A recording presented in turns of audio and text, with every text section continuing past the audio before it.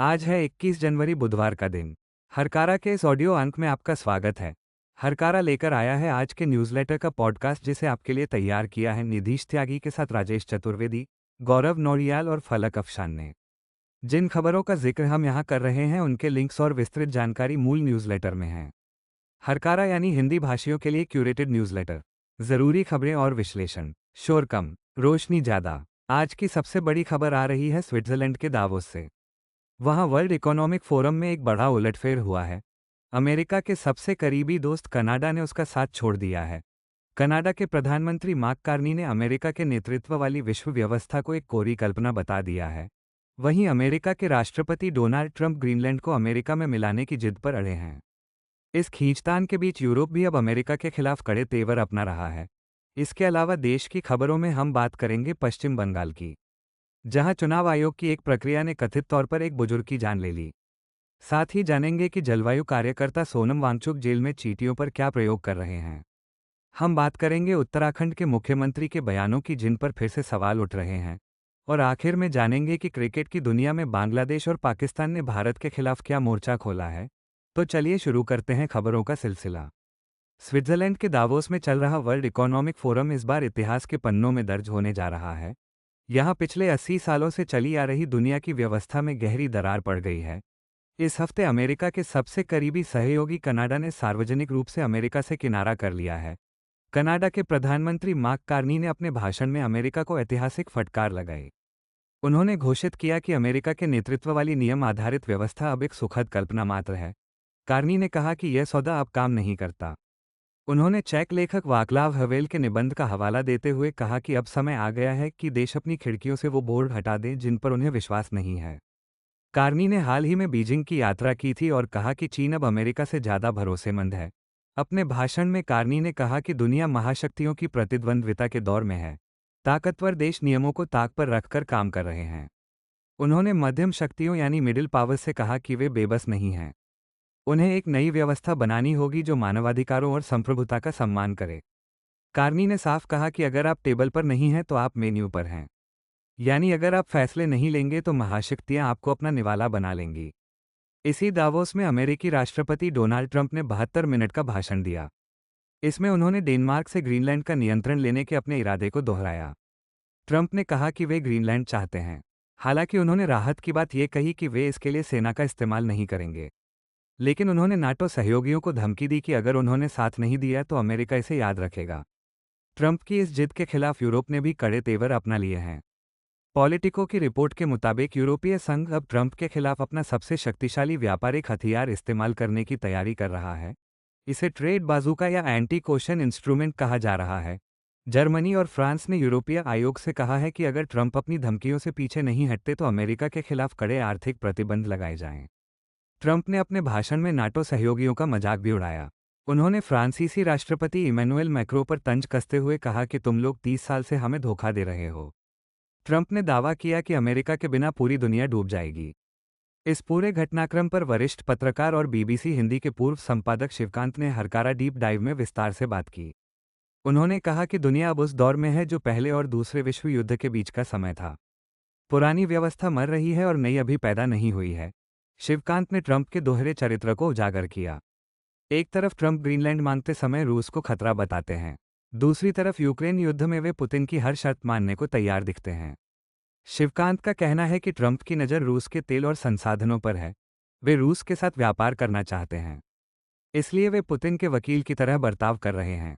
शिवकांत ने भारत जैसी मध्यम शक्तियों के लिए भी चेतावनी दी। उन्होंने कहा कि अब गुटनिरपेक्षता की पुरानी नीति काम नहीं आएगी। देशों को मुद्दों के आधार पर गठबंधन बनाने होंगे। भारत को अपनी रक्षा में आत्मनिर्भर होना होगा। अगर कल लद्दाख या ताइवान में संकट आता है तो अमेरिका पर भरोसा नहीं किया जा सकता। अब रुख करते हैं देश की खबरों का। पश्चिम बंगाल के पुरुलिया जिले में भारत निर्वाचन आयोग के खिलाफ एक मामला दर्ज किया गया है। पीटीआई की रिपोर्ट के अनुसार यह मामला एक 82 वर्षीय व्यक्ति की मृत्यु से जुड़ा है। बुजुर्ग ने कथित तौर पर राज्य में मतदाता सूची के पुनरीक्षण यानी एसआईआर को लेकर चिंता के कारण आत्महत्या कर ली थी। मृतक के बेटे की शिकायत पर पुलिस ने एफआईआर दर्ज की है। इसमें चुनाव आयोग के अधिकारियों के खिलाफ आत्महत्या के लिए उकसाने और आपराधिक साजिश की धाराएं लगाई गई हैं। हालांकि एफआईआर में किसी अधिकारी का नाम नहीं है। तृणमूल कांग्रेस का आरोप है कि नवंबर 2025 में ये प्रक्रिया शुरू होने के बाद से अब तक काम के बोझ और तनाव के कारण 40 लोगों की मौत हो चुकी है। लद्दाख के जलवायु कार्यकर्ता सोनम वांगचुक जोधपुर जेल में बंद हैं। उनकी पत्नी गीतांजलि ने बताया कि वांगचुक जेल में पर्यावरण के अनुकूल वास्तुकला पर प्रयोग करना चाहते हैं। उन्होंने जेल प्रशासन से थर्मामीटर मांगा है ताकि वे जेल की बैरकों को बेहतर बनाने के लिए तापमान का अध्ययन कर सकें। वांगचुक जेल में चींटियों पर भी अध्ययन कर रहे हैं। उन्होंने अपनी पत्नी से चींटियों पर किताबें मंगवाई थीं। वांगचुक का मानना है कि चींटियों में गजब की एकजुटता होती है और वे उससे सीखना चाहते हैं। वांगचुक को पिछले साल सितंबर में राष्ट्रीय सुरक्षा कानून के तहत हिरासत में लिया गया था। वे लद्दाख को छठी अनुसूची में शामिल करने की मांग कर रहे थे। मध्य प्रदेश में बीजेपी नेतृत्व मंत्री कुंवर विजय शाह को बचाने के रास्ते तलाश रहा है। उन पर एक महिला अधिकारी के खिलाफ अपमानजनक टिप्पणी करने का आरोप है। सुप्रीम कोर्ट ने राज्य सरकार को 15 दिनों के भीतर उनके खिलाफ मुकदमा चलाने की मंजूरी पर फैसला लेने को कहा है। पार्टी सूत्रों के मुताबिक सरकार कानूनी विशेषज्ञों से राय ले रही है। इससे पहले हाई कोर्ट ने मंत्री के खिलाफ एफआईआर दर्ज करने का आदेश दिया था। मंत्री ने इसे सुप्रीम कोर्ट में चुनौती दी थी, लेकिन सुप्रीम कोर्ट की सख्त टिप्पणी के बाद अब उनके बचने की गुंजाइश कम है। उत्तर प्रदेश के संभल में हुए गोलीकांड मामले में पुलिस के खिलाफ एफआईआर का आदेश देने वाले जज का तबादला कर दिया गया है। इलाहाबाद हाई कोर्ट ने संभल के मुख्य न्यायिक मजिस्ट्रेट विभांशु सुधीर का तबादला सुल्तानपुर कर दिया है। जज सुधीर ने इसी महीने पुलिस अधिकारियों के खिलाफ एफआईआर दर्ज करने का आदेश दिया था। यह मामला नवंबर 2024 में शाही जामा मस्जिद के सवे के विरोध के दौरान हुई फायरिंग से जुड़ा है। इसमें 5 मुस्लिम युवकों की मौत हो गई थी। पीड़ित परिवार का आरोप था कि पुलिस ने जानबूझकर गोली चलाई थी। जज ने कहा था कि पुलिस सिर्फ ड्यूटी का हवाला देकर बच नहीं सकती। उत्तराखंड के मुख्यमंत्री पुष्कर सिंह धामी ने एक बार फिर सांप्रदायिक बयान दिया है। हरिद्वार में एक कार्यक्रम में उन्होंने लव जिहाद, लैंड जिहाद और थूक जिहाद जैसे शब्दों का इस्तेमाल किया। उन्होंने अपनी सरकार की सख्त कार्रवाई का जिक्र करते हुए कहा कि वे विभाजनकारी सोच के खिलाफ काम कर रहे हैं। धामी ने मदरसा बोर्ड को भंग करने और अवैध मदरसों को बंद करने के फैसले का बचाव किया। उन्होंने कहा कि वे ज्ञान के मंदिर बनाना चाहते हैं, न कि अलगाववादी सोच के केंद्र। इंडिया हेट लैब की रिपोर्ट के मुताबिक धामी देश में सबसे ज्यादा नफरती भाषण देने वाले नेताओं में शामिल हैं।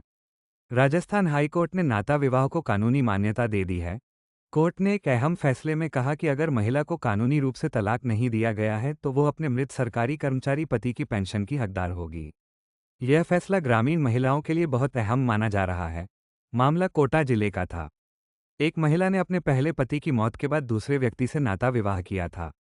दूसरे पति की मौत के बाद उसे पेंशन देने से मना कर दिया गया था, लेकिन कोर्ट ने कहा कि जब पति ने उसे पत्नी स्वीकार किया है तो उसे पेंशन से वंचित नहीं किया जा सकता।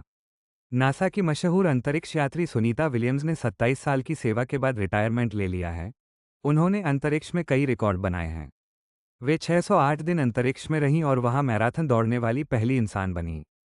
60 साल की सुनीता इन दिनों भारत दौरे पर हैं। उन्होंने कहा कि नासा में बिताए साल उनके जीवन का सबसे बड़ा सम्मान है। इटली के प्राचीन शहर पोम्पेई में नई तकनीक से दीवारों पर लिखे प्रेम पत्र और संदेश मिले हैं। ये शहर ज्वालामुखी विस्फोट में दफन हो गया था। शोधकर्ताओं ने एक नई इमेजिंग तकनीक का इस्तेमाल कर दीवारों पर हल्की खरोंचों को पढ़ा है। इसमें प्रेमियों के संदेश और योद्धाओं के चित्र मिले हैं। एक संदेश में लिखा है, मैं जल्दी में हूँ, मेरी सावा, सुनिश्चित करना कि तुम मुझसे प्यार करती हो। अमेरिका में नस्लीय भेदभाव का एक मामला सामने आया है। 2 भारतीय छात्रों को माइक्रोवेव में पालक पनीर गर्म करने पर अपमानित किया गया। यूनिवर्सिटी ऑफ कोलोराडो के एक स्टाफ ने खाने की गंध को तीखी बताया था। इसके बाद छात्रों के साथ भेदभाव हुआ। छात्रों ने नागरिक अधिकारों का मुकदमा किया और यूनिवर्सिटी को $2 लाख का हर्जाना देना पड़ा। वेनेजुएला के नेता निकोलस मादुरो को अमेरिका ने पकड़ लिया है, लेकिन सोशल मीडिया पर एआई यानी आर्टिफिशियल इंटेलिजेंस से बनी फर्जी तस्वीरें और वीडियो वायरल हो रहे हैं। एक वीडियो में मादुरो को अमेरिकी जेल से भागते हुए दिखाया गया है। विशेषज्ञ इसे लोकतंत्र के लिए खतरा बता रहे हैं क्योंकि इससे सच और झूठ का फर्क मिट रहा है। यूक्रेन की टेनिस खिलाड़ी ओलेक्सांद्रा ओलिननिकोवा ने ऑस्ट्रेलियन ओपन में एक खास टी शर्ट पहनकर दुनिया का ध्यान खींचा। टी शर्ट पर लिखा था, मुझे यूक्रेनी महिलाओं और बच्चों की रक्षा के लिए आपकी मदद की ज़रूरत है, लेकिन मैं यहाँ इस बारे में बात नहीं कर सकती। उन्होंने ये तरीका इसलिए चुना क्योंकि खेल के मैदान पर राजनीतिक बयान देने की मनाही है। क्रिकेट की दुनिया में भी राजनीति का असर दिख रहा है। बांग्लादेश ने सुरक्षा कारणों से T20 वर्ल्ड कप में भारत में खेलने से मना कर दिया है। पाकिस्तान ने भी बांग्लादेश का समर्थन किया है। पाकिस्तान ने कहा है कि अगर बांग्लादेश की समस्या हल नहीं होती तो वो भी टूर्नामेंट में हिस्सा लेने पर पुनर्विचार करेगा। हालांकि आईसीसी ने बांग्लादेश की मांग खारिज कर दी है और कहा है कि मैच तय कार्यक्रम के अनुसार भारत में ही होंगे। ब्रिटेन ने सुरक्षा चिंताओं के बावजूद लंदन में चीन के नए विशाल दूतावास को मंजूरी दे दी है। ये यूरोप में चीन का सबसे बड़ा दूतावास होगा। आलोचकों का कहना है कि इसका इस्तेमाल जासूसी के लिए हो सकता है, लेकिन सरकार ने कहा है कि सुरक्षा के उपाय किए गए हैं। इसे ब्रिटेन की चीन के साथ संबंध सुधारने की कोशिश के रूप में देखा जा रहा है। आज के पॉडकास्ट में बस इतना ही। दुनिया बदल रही है और हरकारा आपको हर बदलाव की खबर देता रहेगा। अपनी राय और सुझाव हमें जरूर भेजें। आप हमें व्हाट्सएप, लिंक्डइन, इंस्टाग्राम, फेसबुक और ट्विटर पर भी फॉलो कर सकते हैं। हरकारा, शोर कम रोशनी ज़्यादा। सुनते रहिए।